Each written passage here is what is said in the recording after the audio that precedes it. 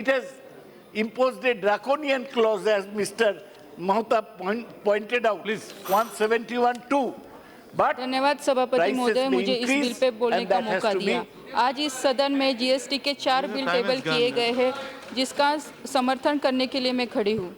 GST लागू करने की पहल 2006-7 के बजट में पहली बार तत्कालीन फाइनेंस मिनिस्टर ने की थी। इस जीएसटी बिल को बनाने के लिए और यहाँ तक फाइनल तक लाने के लिए 10 साल बीत गए, जिसमें बहुत सी समितियाँ बनाई गई और मान्यवरों का मार्गदर्शन लेकर यह बिल हमारी सरकार ने आदरणीय प्रधानमंत्री जी के मार्गदर्शन से और फाइनेंस मिनिस्टर के अथक परिश्रम से ये मुकाम तक ये बिल पहुंचा है, जो कि 1 जुलाई 2017 से रोल आउट करने के अपने आखिर पड़ाव में है। हमारे देश की आबादी 125 करोड़ है, जिसमें से 76 लाख लोग टैक्स रिटर्न फाइल करते हैं और उसमें से भी 61 लाख लोग की सैलरी है। एक बड़ी बात डिमोनेटाइजेशन करने के बाद सामने आई है। डिमोनेटाइजेशन ने देश की शैडो इकोनॉमी को एक बड़ा झटका दिया है और डिजिटलाइजेशन लेस कैश ने देश की इकोनॉमी को बढ़ाने की एक पहल की है। डिमोनेटाइजेशन की ज़रूरत इस देश को तथा इंडियन इकोनॉमिकल को लार्जर इंटरेस्ट के लिए ज़रूरी था। इसलिए हमारे देश के प्रधानमंत्री और फाइनेंस मिनिस्टर ने नोटबंदी करने का एक ऐतिहासिक कदम उठाया, जिसका इस देश की जनता ने स्वागत किया।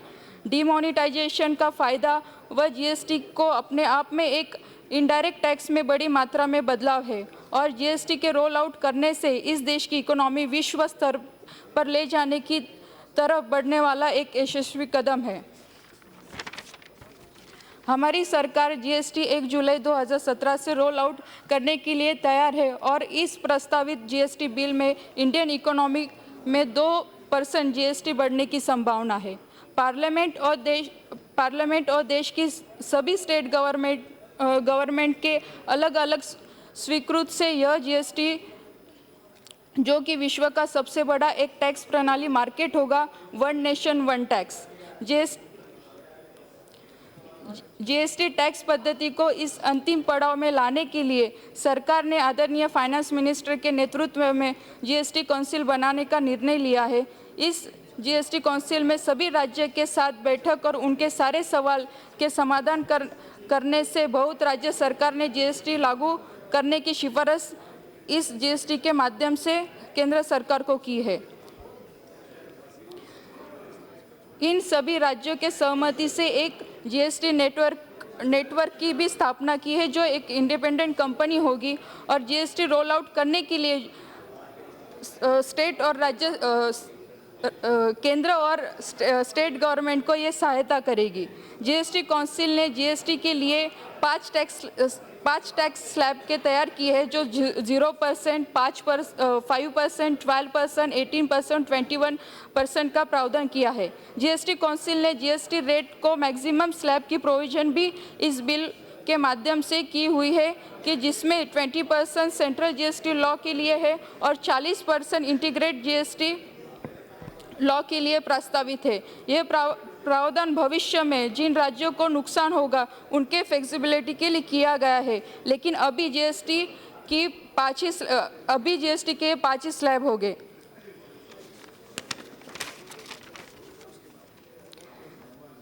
इंटीग्रेट टैक्स में बड़ी मात्रा में बदलाव, जिसका महत्व केंद्र बिंदु ग्राहक को मान के किया है। जीएसटी कर प्रणाली से सीधा फायदा आम जनता को मिलने का अंदाज है, क्योंकि पूरे देश में एक वस्तु के लिए एक टैक्स होगा, जिससे रोज लगने वाली वस्तु की कीमतें कम होगी। सभापति महोदय, जीएसटी ड्राफ्ट करते समय लैंड लीजिंग तथा लीटिंग आउट फॉर बिल्डिंग, जो कि कमर्शियल, इंडस्ट्रियल और रेसिडेंशियल कॉम्प्लेक्स, ये सर्विसेज के दायरे में रखने से जीएसटी आकर्षित होता है। इस प्रस्तावित जीएसटी बिल में सामान्य जनता के लिए ऐसी सभी land, house building, immovable property sale GST के दायरे से बाहर रखने का प्रावधान, जो सामान्य जनता के हित में है, फाइनेंस मिनिस्टर ने उठाया हुआ बड़ा कदम है। मुझे माननीय फाइनेंस मिनिस्टर से ये स्पष्ट रूप से जानना है कि आमतौर पे किसान खेती करने के लिए एग्रीकल्चर लैंड एक तरीके से लीजिंग ही करते हैं। क्या किसान को भी इस एग्रीकल्चर लैंड लीजिंग के लिए जीएसटी के दायरे में लाया जाएगा या एग्रीकल्चर लैंड लीजिंग से जीएसटी टैक्स से मुक्त किया जाएगा? इन राज्यों को मैं महाराष्ट्र से आती हूँ और महाराष्ट्र जैसे अन्य राज्यों में भी कोस्टल लाइन है जिससे समुद्र में 12 सागरी मील तक व्यापार से अच्छे अमाउंट टैक्स कलेक्शन स्टेट को होता है। इस जीएसटी बिल में यह अधिकार इंटीग्रेट जीएसटी के हक में जाने की संभावना सभी राज्यों के लिए चिंता का एक विषय है।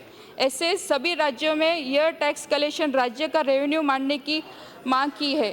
क्या माननीय फाइनेंस मिनिस्टर इस राज्य के रेवेन्यू के बारे में स्पष्ट रूप से खुलासा करेंगे और राज्य कंपेंसेशन अमाउंट में इसे जोड़ने की सिफारिश करेंगे जिससे राज्य सरकार को सहायता मिलेगी? आज तक के कर प्रणाली में सेंट्रल गवर्नमेंट टैक्स और सर्विस टैक्स, राज्य के अलग अलग टैक्स, उन टैक्स के भिन्न रेट, इन सभी टैक्स में हटा के वन नेशन वन टैक्स प्रणाली जो कि सामान्य जनता के हित में है, ऐसे वन नेशन वन टैक्स प्रणाली का निर्माण करने के लिए पूरा श्रेय आदरणीय प्रधानमंत्री और फाइनेंस मिनिस्टर को जाता है और मैं इस बिल को समर्थन करती हूँ। धन्यवाद। Thank you.